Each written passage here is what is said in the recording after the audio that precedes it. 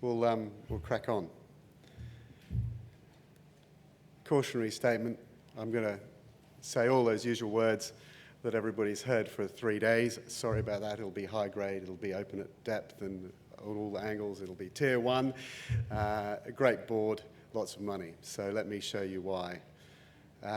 This slide is out of date. We completed a capital raising at the beginning of the week and have just raised $2.64 million, which goes on top of the $2 million in the bank already as of December.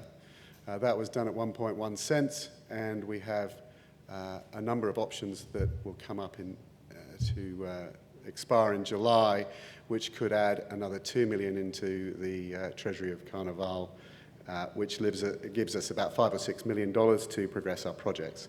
And you can see a nice jump up in the share price as a result of our drilling at Kukani, and I'll go through that shortly. So we have a current market cap of around $30 million, and we shall move forward. You need 3 things to be successful in exploration. You need money, so we've got plenty of that. You need good people. We've got a small board and myself as CEO with a great track record. Andy Beckwith and I work together at Anglo Gold, and we have a secret skunk works that does a lot of the geology behind the scenes and helps us with some of the geochemistry and structural interpretations, as well as a great field team. So I must give a shout out to the boys and girls who are out in the bush at the moment drilling our project at Ora Banda with the Air Corps as of Monday. So they're very busy. We've got 3 projects in WA. It's a good place to be at the moment with COVID, and we're in some pretty famous jurisdictions. We've got gold at Kukani, we've got gold at Ora Banda, and we've got a nickel project at Grey Dam, very close to our Ardeia's project at Emu Lake on similar geology. So I'll focus in on Kukani, and we've heard a number of people talk about Kukani recently. High profile Genesis with their Ulysses project, and a big shout out to Mike Fowler and his team for pulling together the big project. Oh, excuse me. In this area here, our tenements down here are 10 k's away from this Ulysses project, as well as out here, not on the map, we have the Apollo project with Saturn. And that brings in to the region something in the order of 2.5 million ounces of undeveloped gold. We sit here in the middle. We also have our neighbours Metallicity and Nex, who are developing some of the older high-grade historic mines at Cosmopolitan, Leopold and McTavish.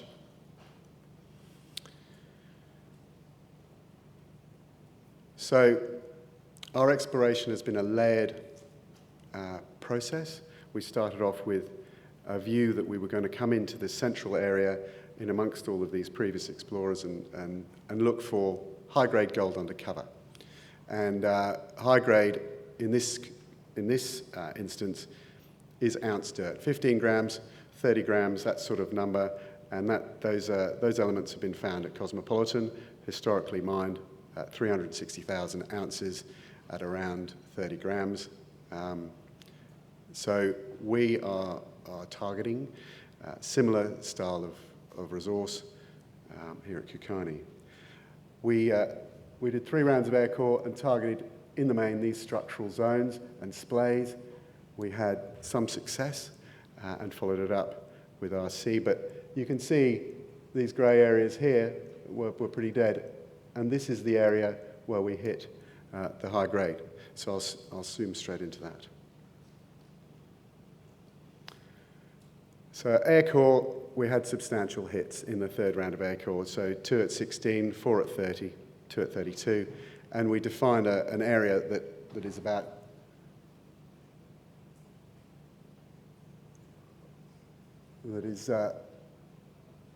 about 500 metres long here, and a high-grade zone in the middle of 250 metres.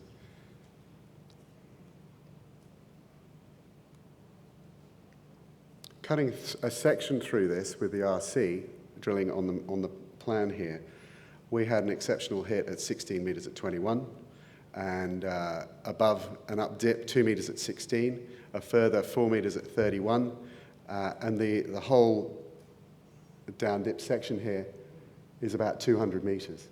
So a substantial discovery undercover at Kukani. It's important to note in this image here that this transported area to the east is down dip. And as we move forward, I'll show you that that becomes important. There's two levels of transported material. There's a thick layer of depleted zone in the saprolite, and it's taken us a while to unpick it.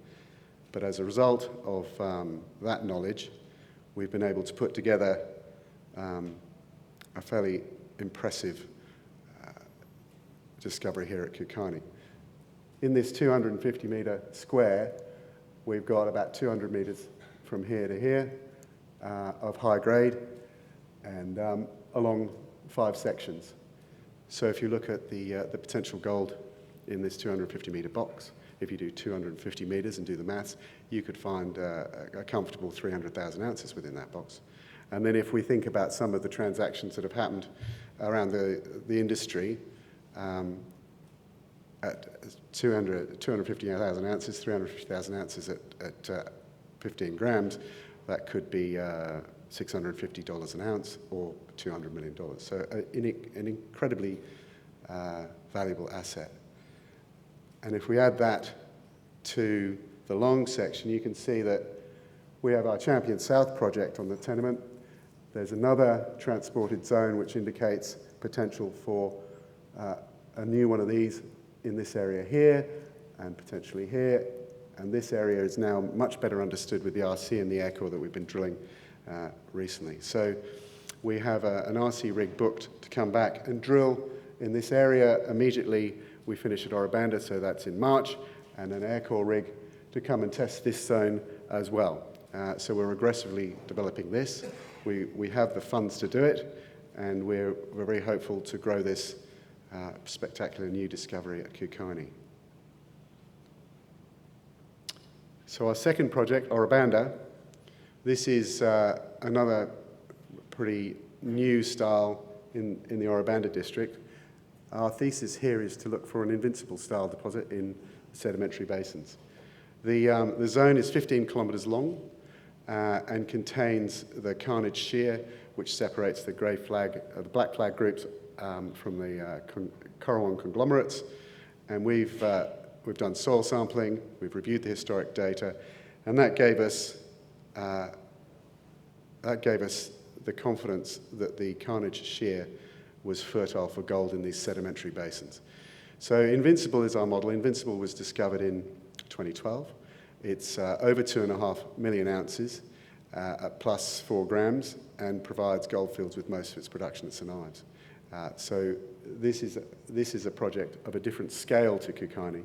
It's a much larger opportunity, and we've come in here with our first round of air core as of last year and had some pretty good results, such as 4 metres at 8.8, 8 metres at 2 3/4, including 4 metres at 5, 12 metres at 0.44, and many other substantial hits. But I think the important thing to note is the scale of the wide-spaced air core that we did on this project.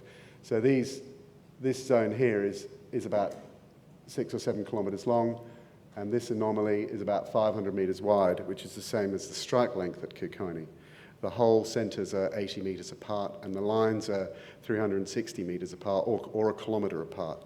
And so we've been able to define a 6 or 7 kilometre long geochem anomaly with high-grade hits as high as nearly 9 grams, 4 metres at 9 grams. So we started drilling here back on Monday, and we have about 3 or 4 weeks to go with an 11,000 metre program, infilling the zones here and through here and a further bit down here. The central portion here is owned by a prospector, and there's surface workings and shafts in that zone. To give you an idea as to what this might look like in section, this is the 500 metres, and we've got these anomalies in the sap rock at the base of the drilling. Again, the cover is very quiet, the saprolite's very quiet, and it requires detailed unpicking and to get the maximum out of the opportunity. And so down at Highlander, this one's 250 metres, and again, some strong intercepts there with 4 metres at nearly 9 grams. So that's our gold projects. Now on to the Grey Dam nickel project. And we heard Adair speak about the Emu Lake. Well, Emu Lake's up the road from us, and on the same geology. They've demonstrated nickel sulfides, and they've shown us already today some of the detail of their work. Our project is down here, and we've identified 5 nickel sulfide potential opportunities within the same package. We've done ultrafine fraction soils that's identified the soil anomalies. We've gone over this with passive seismic to determine the depth of cover, and that seems to be not more than 30 metres or so, so we'll be straight in with Grand EM to identify targets for drilling pretty soon.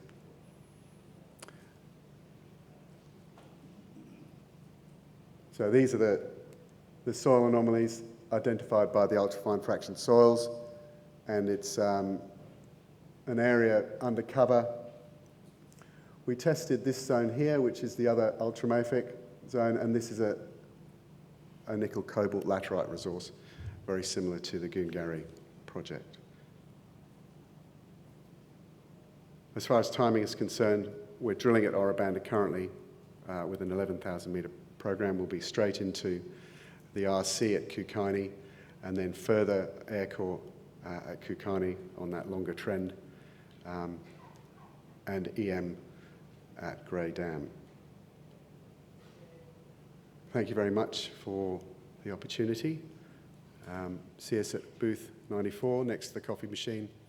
Thank you, Jerry. Thank you, Humphrey.